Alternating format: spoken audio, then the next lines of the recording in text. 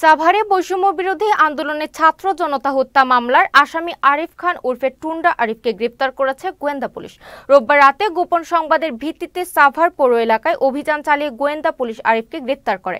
আরিফ পৌর এলাকার আনন্দপুর মহল্লার বাসিন্দা। উত্তর গোয়েন্দা পুলিশের কর্মকর্তা জালাল উদ্দিন বিষয়টি নিশ্চিত করে বলেন, হত্যা ও চাঁদাবাজি মামলা সহ টুন্ডা আরিফের বিরুদ্ধে 9টি মামলা রয়েছে।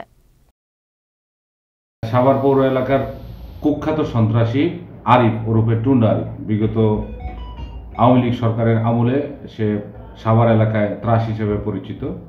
বিগত আগস্টে ছাত্র জনতা হত্যা সহ চাঁদাবাজি এইরকম বিভিন্ন মামলা সহ 9টি মামলার আসামি সে। আজকে গোপন সংবাদের ভিত্তিতে আমাদের ঢাকা জেলা উত্তর ডিবির একটি টিম তাকে সাভার পৌর এলাকা থেকে গ্রেপ্তার করতে সক্ষম হয়।